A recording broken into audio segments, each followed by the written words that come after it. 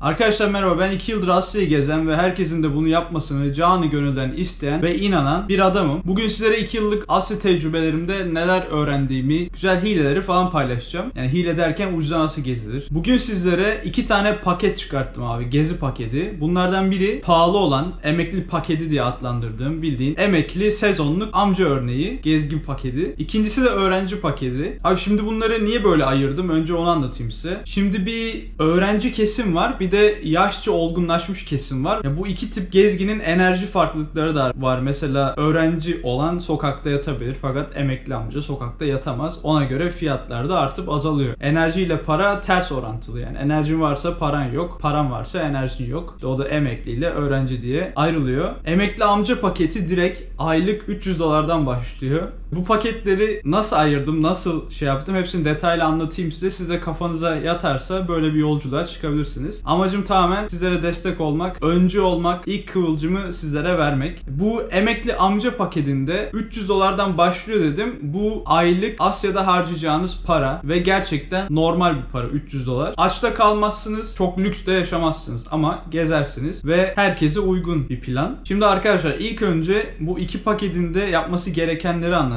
Önce pasaport çıkartmak, pasaport ücretleri, hepsini dolar olarak konuşacağım. En son TL'ye çevirip farkı çıkartacağız. Pasaport ücretleri 10 yıllık $200 diye biliyorum. Öğrenciye nasıl oluyor onu tam bilmiyorum ama normal emekli paketindeysen $200 yani 1200 TL'ye yakın bir para vermek gerekiyor diye biliyorum. Pasaportu aldıktan sonra küçük bir çantanıza istediğinizi koyup yolculuğa çıkabilirsiniz. Veya çanta almak istiyorsanız direkt isim veriyorum. Hiçbir sponsorluk yok videoda fakat gerçekten uygun fiyatlı ve çok kaliteli olmasa bile idare edecek ürünleri var. Decathlon'dan abi $50 çanta bulabilirsiniz çok rahat. 50 litreye $50 mis gibi size yeter 3-4 ay boyunca. $50 çantayı aldıktan sonra $50 da siz bir şeyler alıp doldurabilirsiniz. Kıyafet, işte ne lazımsa size kafanıza göre, mesela uyku tulumu mu alırsınız ya da almaz mısınız? Kamp mı yapacaksınız? Çadır mı lazım? Ona göre şeyi çevirebilirsiniz $50'la. Mesela ben kendi çantamda, benimki öğrenci paketine giriyor biraz. Çadır, mat, tulum, o tür şeyler var. Neyse kaç para yaptık?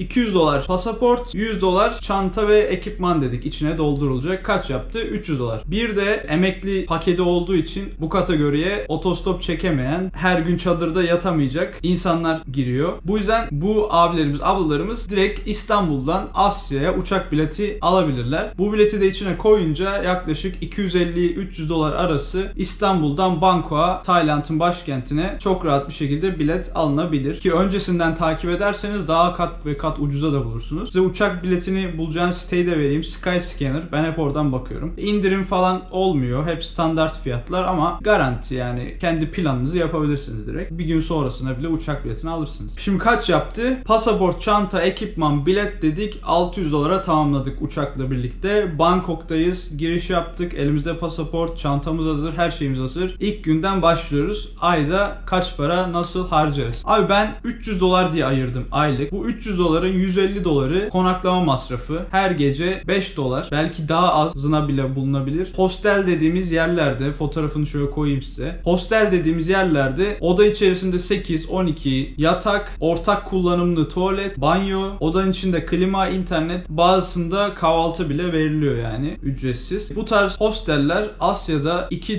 $5 arası değişiyor abi günlük ve kalınabiliyor da, temiz, gayet düzgün. Yani bunun standartı $5'dır. $5 verirseniz %100 ben garantisini verebilirim. $5 hostel her yerde kalınabilecek odadır yani. Ortalama $5 dersek aylık 30'a çarpınca $150 bir fiyat çıkıyor. Ki o şeyine göre de değişir. Bir gün $3 verirsiniz, bir gün $8 verirsiniz, bir gün 9, bir gün 2 derken o yine $150 civarında seyreder. Ne dedik? $300 dedik. 150'yi hostellere verdik konaklamaya. 150'yi de şeye bıraktık. Yeme, içme, yol, gezi masrafları. Abi gerçekten fiyatlar böyle. Asya'da eğer gidip bir öğün yemek yerseniz, normal lokal yemeklerden bahsediyorum. Atıyorum Tayland'da Pad Thai denen bir yemek var. Fiyatı 45 bahtır, $1,5 mesela. Ve günde 2 öğün, 3 öğün bu tarz yemekler yediğiniz zaman $3, $3,5 çok rahat doyabiliyorsunuz. Taşıt masraflarına gelirsek de Bangkok'tan örnek veriyorum ama Asya'nın çoğu şehirlerinde böyle otobüs kullanabilirsiniz. Otobüsler 20 cent, 30 cent, 50 cent, gideceğiniz mesafeye göre değişiyor. değişiyor. Metro bile burada 1 dolar. Yani günde 2 sefer 3 sefer vasıta değiştirseniz yine o da 2-3 dolar arası değişecek. Yani o da günde 5 dolara denk gelecek. Yani sizin toplam günlük masrafınız 10 dolar. Aya vurunca 300 dolar diye bir hesap çıkarttım. Şimdi dedik başta 600 dolar bir harcadık. Bilet, cartçut, pasaport. 300 dolar öyle harcadık. Bir aylık gezi masrafı bize 900 dolar yaptı. Hadi bunu 2 ay, 3 ay yapalım. 900 dolar. 3 aya 900 dolar dedik. Hadi 100 dolar da 3 ayın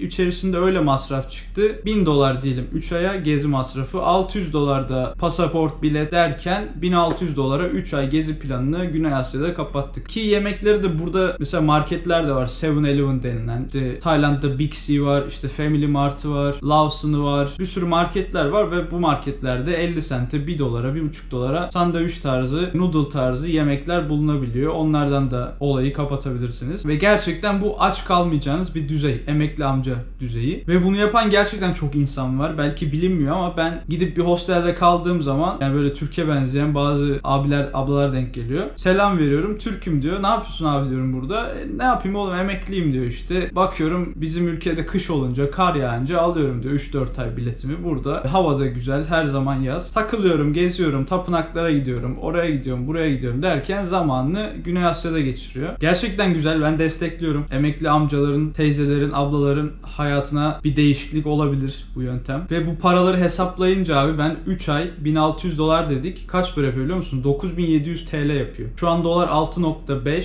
6.05 ve artıyor gibi duruyor. Geçtiğimiz hafta 6 civarındaydı. Çok geç olmadan bu hesabı bu şekil kapatıp yola çıkabilirsiniz. Başka kullanacağınız uygulamaları işte otel, hostel dedim. Booking.com var. Booking.com'dan hepsini yazarım alta. Çok kolay rezervasyon yapabilirsiniz. Kartsız da yapabilirsiniz. Hesap açmadan da yapabilirsiniz. Rezervasyonu yapıyorsunuz, gidiyorsunuz, diyorsunuz ki ben Booking'den rezervasyon yaptım, elden ödeyeceğim. Adam sana direkt tamam bu sen misin diyor, adını gösteriyor, benim diyorsun, tamam 3 dolar, 3,5 dolar diyor, parayı veriyorsun, odanı gösteriyor, gidip kalıyorsun bir gün. İstersen bir hafta kal, hiçbir sıkıntı yok. Aynısını Agoda da yapıyor. Agoda'da daha çok indirim oluyor. Aslında ben Agoda'yı daha çok tavsiye ediyorum. Daha ucuza yerler bulabilirsiniz. Uçak bileti için de Skyscanner dedik. Bu emekli amca paketinde kullanılacak uygulamalar bunlar. Fazlasına gerek yok. Tinder falan kullanmayın. Şimdi geçelim öğrenci paketine. İkinci paket. Bu öğrenci paketi benim de içinde olduğum paket ve gerçekten çok ucuz. Yani yapılabilecek en düşük seviyelerde, en düşük miktarlarda olan gezi. Ve size şöyle bir şey diyeyim. Bu anlattıklarım şimdi diyeceksiniz ki ya sefalet, sefillik, işte sokakta mı yatılır, çadırda mı kalınır falan diyeceksiniz ama bu bildiğin bütün dünyada backpacker dediğimiz, backpacker diye adlandırılan parasız gezi tarzı, en düşük bütçeyle maksimum alınabilecek haz.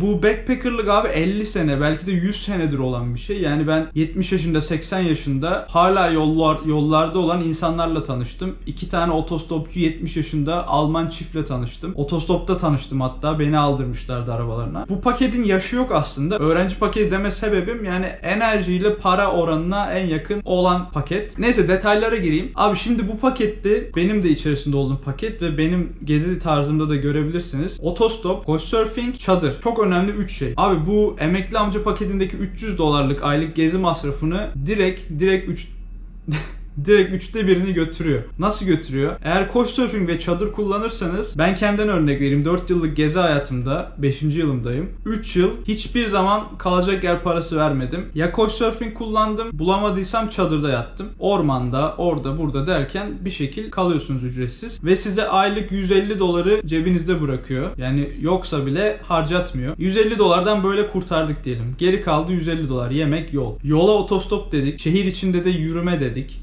Gerçekten ben günde 20-30 kilometre arası yürüyen biriyim. Ne kadar 50 sent, 20 sent dediysem bile bu paraları toplayınca yıllık büyük paralar ortaya çıkıyor. Ve bu hayatımızda minimalist olmayı da sağlıyor. Cep konusunda, para konusunda. Düşük miktarlarda yaşamayı, aza kanaat etmeyi size gösteriyor. Başka ne dedik? Couchsurfing kullandık. Çadırda yattık. Otostop çektik. Geri kaldı sadece yemek masrafı ve bu paketteki bir öğrenci veya bir insan, gezi paketindeki bir insan kesinlikle sigara ve alkol kullanmamalı. Gerçekten para tuzağı. Ben hatta bu tarz gezi yapısına sahip ve sigara içen insanlardan gerçekten böyle bir yani ne diyeyim, böyle bir hani mantık hatasına düşüyorum. Diyorum ki yani aç kalıyorsun, paran yok yemek yemeye, ayranım dökülmesin yani. Elinde sigara. Orada biraz böyle samimiyetsizlik görüyorum. Neyse, alkol konusunda da gerçekten para tuzağı. Hani şöyle bir söz var. İnsan alkolü alır, alkol alkolü alır, sonra alkol insanı alır diye bir söz var. Gerçekten bu böyle. Eğer cebinizde 1 dolar bile olsa tamam, bir tane biradan bir şey olmaz diyorsanız o artıyor ve cebinizdeki her şeyi veriyorsunuz. Gerçekten para tuzağı ve zararlı.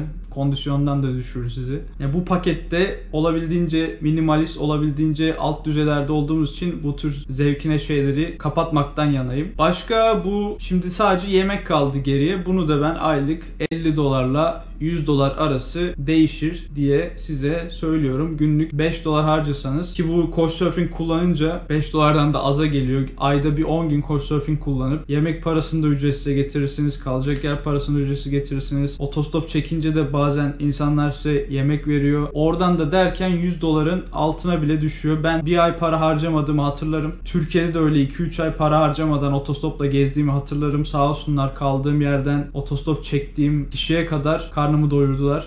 Bu yurt dışında da böyle neredeyse. İnsan sizi tanıyınca, anlayınca, sizin hayata bakış açınızı görünce, oradan bakmaya çalışınca gerçekten size destek olmak istiyor. Ve bu yemekmiş, bunlar temel ihtiyaçlar ve kimseye dokunmayacak ihtiyaçlar. O yüzden paylaşmak güzeldir yani. İnsanlar paylaşmayı seviyor. Neyse, gelelim. Dedi ki çadırda kalacağız. Çadırda kalmak için ne lazım? Önce bir çadır lazım. Çadırımız, Decathlon'a gidiyorsunuz abi. En ucuz çadır Arpenas Quechua, öyle bir şey. 2 kişilik, büyük, gayet güzel. Ben 2-3 yıl onu kullandım. 3 yıl belki. 30 dolarlık bir şey zaten. 180 lira civarı. Onu alın. Tulum mat içine. Tulum matı da toplam 20 dolar falan diyorum. En dandik tulumu alın koyun. Zaten karda kışta yatmazsınız. 20 dolar ona dedik. Ne yaptı? 50 dolar. Çadır, mat, tulum.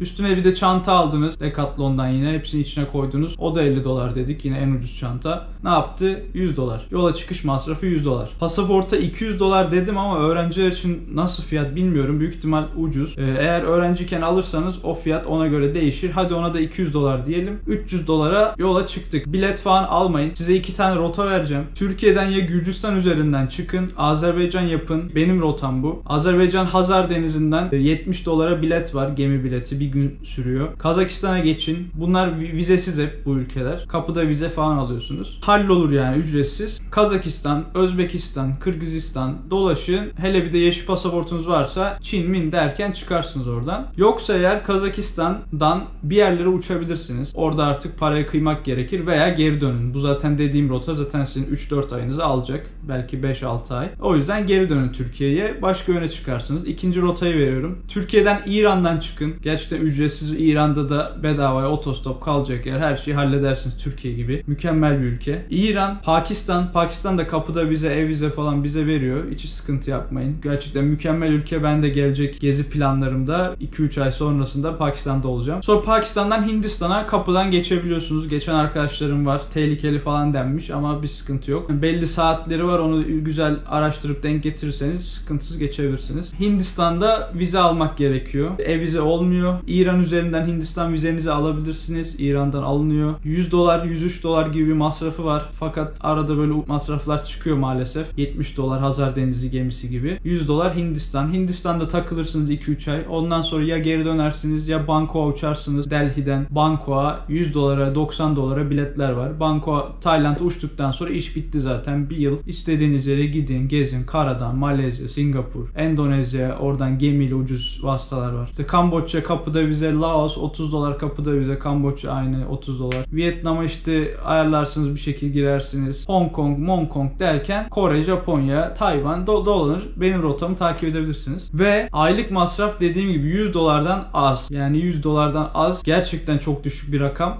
Ama dediğim rotayı ve dediklerimi takip ederseniz, bu planda hareket ederseniz gerçekten imkansız değil. Ben yaptım, oluyor. 2 yıl bu şekilde gezdim. Çok düşük rakamlarla gezdim. Hele ilk yola çıktığım zaman gerçekten yok denilebilecek rakamlarla gezdim. 50 dolardan bile aza gezdim. Oluyor, imkansız değil. Ve ben gerçekten yaptıysam herkesin yapabileceğine de inanıyorum. Kesinlikle olur. Ayrıyeten ben bunu yapmadım. Workaway Info denen bir site var. Bu Workaway sitesinde otellerde, restoranlarda, tarlada, orada burada iş iş bulabiliyorsunuz. Gerçekten adamlar deli gibi işçi arıyor. Size para vermiyor. Bu yasal bir şey değil. Fakat yasal olan şey size kalacak yer ve yemek vermesi. Bunun karşılığında günde 2 saat 3 saat çalışıp geri kalan zamanınızda o bölgeyi gezebilirsiniz. Ben kullanmadım ama tavsiye ediyorum. Gerçekten çok kullanan arkadaşım var. Fakat uzun süre kalıp işin boyutunu kaçırmayın. Kısa süreli öyle 2 hafta, 1,5 hafta falan. Tadında güzel yani. Ya da dinlenirsiniz bazen 2 hafta, 3 hafta.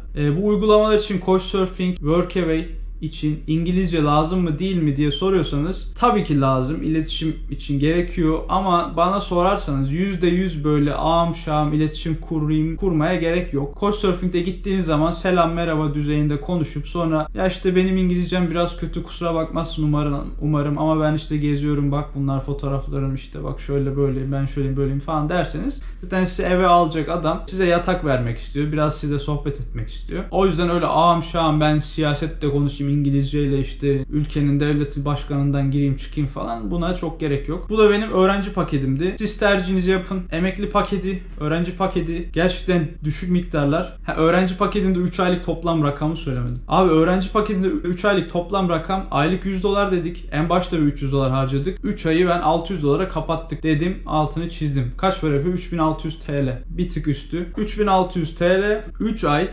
3600 TL gerçekten bedava. Yani Türkiye'de 2 ay çalışıp şöyle bir part time bir McDonald's'ta orada burada çalışıp $4000 cebinize koyup 2 ayda 3 aylık bir sürü ülkeyi cebinize koyabilirsiniz. Bence yapılabilecek bir şey ve güzel de bir şey. Hayatınıza çok güzel bir deneyim katacak. Kesinlikle arkanızdayım. Böyle bir planınız varsa bana Instagram'dan da ulaşabilirsiniz. Elimden geldiğince destek olmaya da çalışırım size. Size tecrübelerimi de anlatırım. Zaten eğer hani videolarımı izlediyseniz konu hakkında büyük bir fikriniz vardır. Durum bu. Şimdi bir de sizden uzak durmanız gereken uygulamaları söyleyeyim. Tinder. Abi gerçekten önermiyorum. Tinder gerçekten para tuzağı. Arkadaşlık değil de farklı bir boyutlarda oradaki ilişki. Karşıdaki sizden sürekli bir şeyler bekliyor. İşte yemek yiyelim birlikte, gezelim, işte otelde kalalım falan derken cebinizden kesinlikle para gidiyor. Tavsiye etmiyorum. Bugüne kadar kullanıp da cebimden para gitmedi diyen insana da inanmıyorum. Bir iki bira derken o büyük bir paraya çıkıyor. Gerçekten gezinizi de etkiliyor. Bu tuzaklara düşmeyin. Dediğim 2-3 uygulama Couchsurfing, Booking, Agoda, Skyscanner bunlar birebir. Workaway. Bunları kullanın. Gerisine girmeyin. Yani oradaki insanlar da Tinder'daki insanlar da gezginmiş falanmış filanmış zaten takmıyor. Orada kendi yoluna bakıyor herkes. Böylelikle $300'a bu paketi de kapattık. Emekli paketi, öğrenci paketi. Bence güzel oldu, faydalı oldu. Bu paketler için ben bir tane de film önermek istiyorum. Bu filmi izledikten sonra gerçekten belki de hayatınız değişecek. Kesinlikle izleyin. Into the Wild. Into the Wild filmi bu dediğim öğrenci paketiyle alakalı biraz. Her şeyden vazgeçip yola çıkan Alexander Supertramp adlı karakterimizin ve gerçek yaşanmış bir hikayenin filmini anlatıyor. Gerçekten sizi etkileyecek. Bu filmi izleyin. Durum böyle. Son olarak da bir gezgin nasıl olmalıdır bu iki paketin birleşimi? Benim için abi bir gezgin yürümeyi kesinlikle sevmelidir. Yani yürümek gerçekten hem sağlıklı hem de gezide çok faydalı bir şey. Sigara dediğim gibi sigara kullanan gezgin kondisyondan düşüyor, paradan düşüyor. Yani bilmiyorum. Kullanmayın ya sigara. Alkol aynı şekilde. Kullanmayın. Zararlı. Kirlenmeyi seven. Üçüncüsü bu. Gezgin kirlenmeyi sevmelidir. Yok ben her gün duş alacağım işte falan. Ya bizde kesinlikle 2 günde bir her zaman 2 günde bir duşumu alıyorum. Bazen her gün bile duşumu alıyorum ama bazen yeri geliyor 3 gün 4 gün duş alamıyorsunuz. Tabii ki biraz rahatsız olacaksınız ama böyle hani ya ben döneceğim falan moduna girmeyin. Bazen olabiliyor. Ve her yerde yatabilen gerçekten o çok önemli. Bazı arkadaşlar üf yatak sert, üf işte yatak çok yumuşak, uf yastığım 2 kat oldu falan. Yani bu şeylere girmeyin. Yatacak yeri her yerde yatabilin yani. Otobüste bile kafanızı koyup yatabilin. Ve en önemlilerinden biri yemek ayırmayan. Gerçekten hani ben bazen tanışıyorum gezginlerle. Diyorum ki ulan bu gezgin hakikaten iyi, bu adam gerçekten iyi falan. Sonra bir bakıyorum adam ya işte ben bunu yemem de işte ya bunu da falan ya şuna $2 fazla vereyim de şuradan hamburger yiyeyim falan. Yani olmaz. Yemek gerçekten ayırmamak lazım. Durum bu. Minimum seviyelerde gezgin olma. Yani bu dediklerimle aylık belki de $100 ve altına gezilebilir diyorum. Yaptım. Kendimden biliyorum. Oluyor. Siz de yapabilirsiniz. Size de güveniyorum. Emekli amcalara da teyzelere de emekli amca paketi, teyze paketini öneriyorum. O da güzel. İleride benim yapacağım paket. Durum bu. Videonun başlığı da aylık $100'a Asya gezisi falan diyelim. Instagram'dan da beni takip etmeyi unutmayın. YouTube'dan da abone olun, like atın, yorum atın, videoyu paylaşın. Bana da destek olun. Biliyorsunuz dünya üzerindeki 197 ülkenin hepsini bu kanalda gezeceğiz. Bana destek olmak için her şeyi yapabilirsiniz. Birlikte bu dünyayı bu kanalda bitireceğiz. Katıl butonuyla bana maddi olarak destek olabilir. Gezime siz de fayda sağlayabilirsiniz ve 197 ülkenin hepsini birlikte gezebiliriz. Bana maddi desteğinizde. Bundan daha önemlisi videomu izleyip güzel yorumlarınızla bana çok büyük manevi desteği olur. Her şey için çok sağ olun. İzlediğiniz için kendinize iyi bakın. Bir sonraki videoda görüşmek üzere. Hoşça kalın. Bay bay.